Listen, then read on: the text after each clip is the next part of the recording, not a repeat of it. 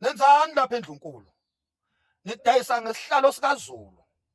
Nithatha isihlalo esikhulukazi sikaZulu nidayisa ngaso ngenxa yemali. Nifuna ukudla imali in the expense of isihlalo sikaZulu esiyigugu lesizwe. Nenzani lapha eNdlunkulu? Ngiyabuza ngithi nenzani lapha eNdlunkulu? Kunamaqembu lapha eNdlunkulu. Kuneqembu elidla imali yaseSwazini. Imali yenkosi uMswati. Leli iqembu leli lika Misizulu elingamthanda uMisizulu. Elimthanda ngoba uyalifida ngemali yaseSwatini. Ulifida ngemali kaKing Mswati. Leli iqembu leli limsupporta ngoba liyahlomula from uKing Mswati. Ebese kuba khona leli iqembu leli elibhizi lana lidla imali yezimayini. Kunaleli iqembu elidla imali yezimayini lapha eNdlunkulu. Leli elavele lavuka nalesizwe njengotshwala lathi hayi nango fanele ukuthi abe yisilo ngoba nakho ephethe ama benefits ezimali zikamfowabo osewakhothama owaye-owner izimayini leko DRC kuphi yonke indawo le u-own izimayini wakhothama and then izimayini wazinikela kubhuti wakhe. Lo bhuti wakhe lo sekuthiwa manje uyena okumele athathe isihlalo just because nje unezimali zasezimayini unamabhizinisi. Bese kuba naleli qembu ke lapha eNdlunkulu elibhizi lidla lezi imali ke manje. Lidla lezi imali. Lidla lezi imali lenze ngathi liyamsupporta lidala iconfusion ngamabomu ngoba lona lifunela imali nje. Nenzani lapha eNdlunkulu? Bese kuthi iqembu lokugcina okuyiqembu number 3 inkosi yami Shembe alikho ke iqembu ekubhlungu ngalo njengaleli. Iqembu lenkosi uZondwa Magwala. Iqembu lenkosi uSimakade samakhosi. Okuyiqembu ke lona ke inkosi yami eliphila kanzima ngoba liphila nje ngokumela iqiniso likaMdlokombane. Iqembu elingabheke inzuzo kodwa elibheke ukuhlengwa kukaZulu. Iqembu elilwela isithunzi sesihlalo sikaZulu. Iqembu elivaleleke kuyo yonke indawo yezezimali zaseNdlunkulu. Iqembu elilambayo ngenxa yeqiniso. Iqembu elilanjiswayo kumanje sikhuluma nje oNdlunkulu baleli iqembu abondliwa lapha eNdlunkulu. Abondliwa ngoba basupporta uZonda Magwala, basupporta uSimakade. Bavaleleke kuzo zonke imali zikaMdlokombane ngenxa nje ukuthi bamela iqiniso lesithunzi sikaZulu. Nenzani lapha eNdlunkulu? Ngiyabuza ngithi nenzani? Niyazi ukuthi kuzophela ngani ilezi zinto enizenzayo? Kuzophela nya ngani ngoba niyahaha nihahela imali eza ngokungcola ngoba ningcolisa isihlalo sesizwe, nithengisa ngegugu lesizwe, nithengisa ngesithunzi sikaZulu.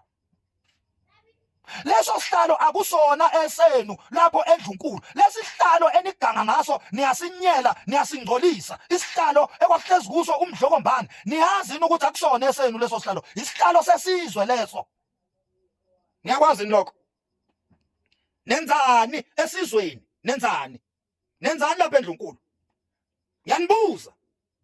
Ngithi nenzani? Ngoba isihlalo sesizwe lesi akusona esenu. Yini nithathe isihlalo sikaZulu nisidayisele uKing Mswati? Nikwenzelani lokho? King Mswati ubhizi uyehlwenyuka lana ufuna ama minerals akulomhlaba lo ekuthiwa iNgonyama Trust. Ufuna ukugubha uoyel, ufuna ukugubha iNgonyama Trust lapho. Aniboni yini ukuthi uKing Mswati uzingela lo mhlaba obizwa ngeNgonyama Trust? Ingakho efaka izingane zakhe nje. Sikhuluma nje. Uthe mayebona ukuthi uMisizulu ulahlwa yiqala enkantolo. uMisizulu usenesidwadwa kaZulu ababemsupporta sebejikile abasamsupporti ngenxa yamanyala akhe. Shintshile uKing Mswati manje. Usebize enye futhi indodana ewumfowabo kaMisizulu ukuthi akube iyona manjena esivikelwa ngoba igaqela ukuthi makudilizwa nje uMisizulu iyona kumele ithathe isihlalo. Lonto yenziwa bani? Yenziwa uKing Mswati. Useprovidele indodana le umfowabo kaMisizulu usemprovide ngebodyguard ngamabodyguard, usemprovide ngesecurity, uyamfanda uyamfinance lo mfana lo. Ugaqela lesitulo ekuhlezi kuso uMisizulu. ngoba lesitulo akumele sithathwe omunye umuntu ongezoba ipuppet yakhe uKing Mswati ehlangene noRamaphosa.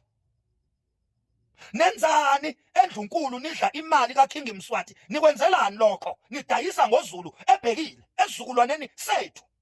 Nikwenzelani lokho? Lezi zinto engikhulumayo niyazazi. Nizazi kahle ukuthi nibhizi nidla imali yenkosi uMswati lapho, nibhizi nidla imali yeyimayini. Niyazi kahle lento engikhuluma ngayo.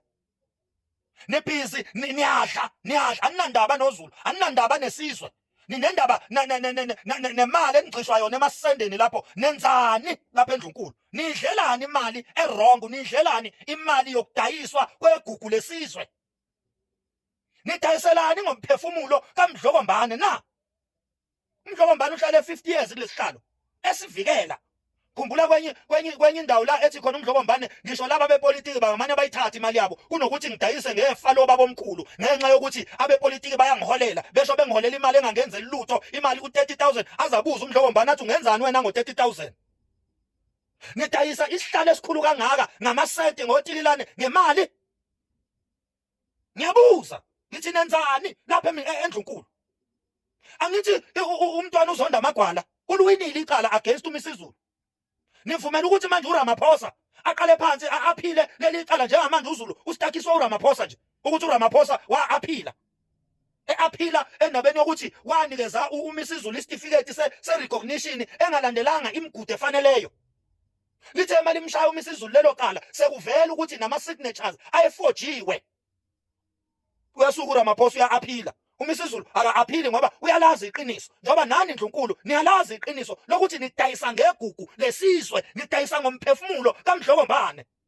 Niyalazi iqiniso.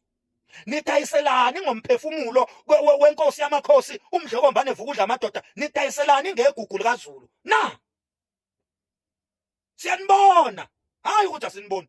Lapha eNdlunkulu siyisizwe, uZulu yithi, sinibhekile, siyanibona. Nidayisa ngegugu lethu, sinibuka.